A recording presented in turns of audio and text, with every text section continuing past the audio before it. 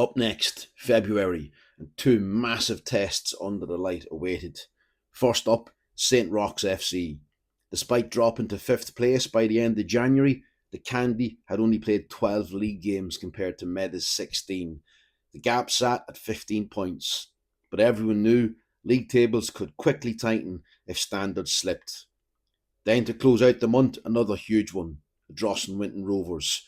They currently sat in 6th place, and so far, the only side to beat Meda in the league all season. A score that still stung inside the dressing room at Meda Park. Both fixtures would be under the floodlights. Two fiery encounters, two massive nights, and while February might be known as the month of love, there would be absolutely no love lost in either of these two battles. Up first, St. Roch's, midweek and under the lights. This one had all the ingredients of a classic. Meda came into the game top of the table on 39 points. St. Roch sat in second on 27. But a glance at the league table didn't quite tell the full story. The Candy still had 3 games in hand. A win tonight and win those games, and suddenly the gap Meda had created could be cut dramatically, and still with a huge chunk of the season to be played. So make no mistake about it, this was massive. 3 points were up for grabs, but so was momentum and so was belief. And perhaps most importantly, if Meadow could get the win, a psychological edge could be implanted, and that could linger for the remainder of the title season in that Roch's changing room. You knew the Candy had arrived before you seen them, the music echoing down the players' tunnel. It was a team that had arrived with confidence and intent. On the night, the conditions, cold, wet and very windy, but nowhere near as brutal as when the teams first met before Christmas.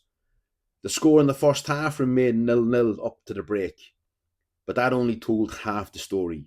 Playing with the wind at their backs, Meda attacked relentlessly. Wave after wave of pressure, corners, crosses, half chances, but somehow the breakthrough never came. The Candy had their moments too, and on his Meda debut, with Barkley unavailable through injury, Joe Wilton answered every question asked of him. He played with confidence and he was commanding, and produced one absolutely massive save when his side needed it most. The tackles, they flew in, every loose ball contested, every yard earned, neither side willing to give an inch. Exactly the kind of football title races are built on. And credit must go to the referee. He was working solo on the night without assistant referees, with players from both sides trying to gain every advantage possible. He had a thankless task, but he controlled the flow of the game well. The poor man probably still has the headache. 0-0 at the break, but inside that Meda changing room, there was no panic, no frustration, just belief. McKim and Caddis rallied the troops because they knew something important. Meda had been the better side. The game plan had been carried out almost perfectly. The only thing missing was a goal. The message was simple. Trust the process. Keep doing what we've been doing. The chances will continue to come. But there was another challenge waiting for the second half. Meda would be playing into the driving wind and rain, conditions that had made life difficult for the Candy in the first period. Now it was Meda's turn to turn and face them. The good news, the bench looked strong, and with it being a league fixture, the gaffer had a full squad available, every player ready, every player capable of coming off the bench and making a difference. One final message was delivered before the players headed back out. Be game ready, because if your number gets called, you won't have time to play yourself into this battle. You need to be ready from your very, very first touch. And the second half kicked off. The second half began exactly as the first had ended. Every tackle and header mattered. Every loose ball was fought for, because this game meant everything to both sets of players and both sets of supporters. Eventually, Meda got the reward, and fittingly, it came from hard work, awareness, and a refusal to switch off. A St. Roch's free kick was launched long into the Meda box. The Candy won the first aerial duel, but not the second ball. Gaff reacted first, picking it up and immediately setting Brophy racing down the right-hand side. A clever 1-2 with Jojo Gillespie opened up more space, and Brophy drove deep into enemy territory before winning a throw-in. Then came the moment. While St. Roch's players were busy appealing and complaining to the referee, Brophy was thinking quicker than everyone else on the park. A rapid throw-in, game was on. And who had followed the move all the way from his own penalty box? Gaff. Starting the attack at one end, now arriving in the opposition box at the other. A cheeky backheel flick from Brophy's throw-in dropped perfectly into the path of Curra. One touch, and then his shot slipped under the keeper into the net. 1-0 Meda, 67 minutes played, and the roar from Meda Park could be heard all around Ayrshire. Meda finished the night with 65% possession, and truthfully, that statistic felt about right. The ball was moved well, but it was also kept very well. And whenever St. Roch's tried to build some momentum, Meadow found a way to take it back. Second balls all night were vital, and for most of the evening, Meda dominated winning them, making the Candy work tirelessly for every scrap they could get. When called upon, Joe Winton was outstanding. His handling was textbook. His communication never stopped, barking instructions all night long, organising the players in front of him, and alongside his back four, he fully deserved that clean sheet on his debut. To their credit, St. Roch's kept fighting right up until the final whistle, but Meadow never allowed them to settle. Attacking at full pace, defending at full pace, working relentlessly for every yard. And when the referee finally blew for full time, the roar from Meadow Park faithful told you everything you needed to know. These were 3 massive points. The players enjoyed this one too. Although nothing had been won, the title race still had a long way to run, but taking 6 points from 6 against the Candy, that definitely had a nice ring to it.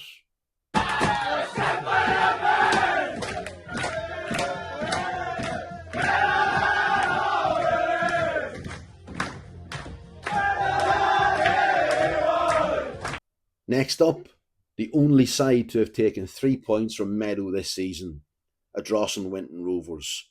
And that wasn't something the Meda dressing room had forgotten. The previous season, Winton had completed the league double over the Meda, a record nobody wanted to see repeated this season. In fact, under Jamie McKim since he came in, no side had managed to do the double over any of his sides. That statistic was about to face a huge test. Almost exactly a year earlier, the same 2 sides met at Winton Park. On the night, Meda had deservedly taken an early lead through Ewan Baird, only to see the game slip away in a 3-1 defeat. That result from last season still stung, as did the one from earlier this season. This was another Friday night and another game under the floodlights. The weather was crisp and fresh, perfect conditions for football. 7th place Winton were playing the league leaders. And there was another subplot that night. It was the first game in charge for Tony McAnally following his recent appointment as the Winton manager after replacing Gavin Friels. It was a new era for Winton, and it was a chance for revenge for Meda. The 3 points on the line were massive, and this was Friday night football. The opening 33 minutes were fiercely competitive. Meda probably edged the better chances, but this Winton side refused to give an inch. Every tackle contested, every second ball fought for. Neither side willing to blink first. Then came the breakthrough, and a Drossen corner was cleared well by the Meda defence, who reacted quickest to win the second ball. In an instant, defence became attack. Meda broke with real pace. Winton's defender completely misjudged the flight of the ball, allowing it to fall kindly for Kyle Craig. One perfectly weighted pass later, and Beardy found himself one-on-one with the advancing keeper. Beardy slid the finish beyond the keeper from just inside the penalty area. 1-0 Meda, and on the balance of play, few inside Winton Park could argue it wasn't thoroughly deserved. The lead, however, was short-lived, Just 7 minutes later, a long clearance was gathered by Winton out on the left-hand side. They switched play quickly across the pitch, stretching the Meta defence. The ball found the feet of Ewan McIver on the edge of the box. He took one touch inside, then unleashed a curling left foot strike across Joe Wilton's goal, right over into the far top hand corner. No keeper was stopping that. 40 minutes played, 1-1. It was a finish of the highest quality, one that would undoubtedly be among the goals of the season. Then came the killer blow. Right on the stroke of half-time, a Winton corner whipped dangerously into the 6-yard box, and their number 10 rose first. Meeting it with only a few yards from the goal, a simple glance of the head was all that was needed to redirect it beyond Joe Wilton. 2-1 Winton. Just minutes earlier, Meda had been celebrating taking the lead. Now they walked into the dressing room trailing at the break. Football can be a cruel game. Half-time, 2-1 to the hosts. For all of Meda's possession, for all the chances created, we somehow found ourselves behind. Football doesn't always reward the better side, at least not immediately. Inside the changing room, however, there was no panic, no finger pointing. The message from the gaffer was exactly the same as it had been so many times before. Keep playing our style of football. Trust our process. The next goal would be crucial, and crucial it would prove to be. Sadly for Meda, the second half couldn't have started much worse. Just 7 minutes after the restart, a long goal kick was flicked on into the path of Winton's number 9. In a flash, he found himself racing through on goal, one powerful left-footed strike driven low beyond the advancing Joe Wilton. 3-1 Winton. Meda had given themselves an even bigger mountain to climb. But if this season had taught us anything, it was never to write off this team. Time and time again, they found a way back. Time and time again, they had shown character. And with well over a half an hour still to play, there was still belief. Because this Meda side simply never knew when they were beaten. To Meda's credit, they never abandoned their identity. Attack after attack, wave after wave of pressure, but somehow the equaliser refused to come. Winton dug deep, bodies behind the ball, protecting their lead, and they took every opportunity to let the clock tick away. As the gaffer pointed out in his post-match interview, the Winton goalkeeper wasn't cautioned for time wasting until the 95th minute. Had that happened earlier, who knows what might have unfolded. Still, Meda kept believing. The ball was moved quickly, players constantly rotating on and off it, patiently probing around the packed Winton penalty area. Then the moment arrived. A pinpoint pass from Gal picked out Big Gaff just inside the box.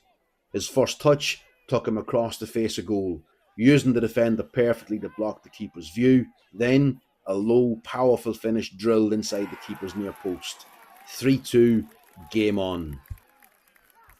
From that moment, Meda pulled it back to 3-2. It felt like the only team that was going to go on to score next was Meda. The chances kept coming, cross after cross, shot after shot, wave after wave of blue jerseys surging towards that Winton goal, but somehow the elusive equaliser never arrived.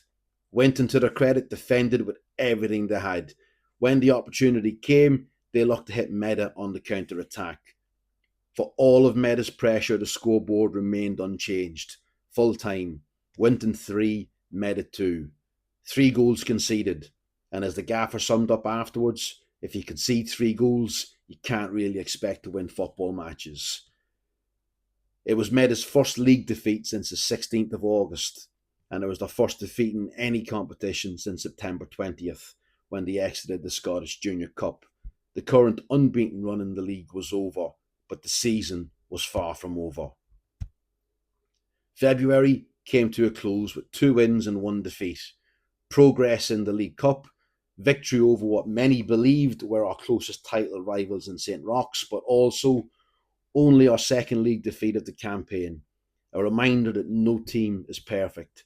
The squad, however, was only getting stronger. Players added like Gaff, Brophy and McMullen were adding real competition for places. Every training session was becoming more important because every minute on the pitch had to be earned, because no shot was guaranteed on a Saturday. The month ended with mixed emotions: pride, frustration, belief. But in football, there's no time to dwell. The fixtures keep coming, and so do the challenges. Up next, the month of March, a month that would ask even more questions of this meta side, a one that would take the title race to another level.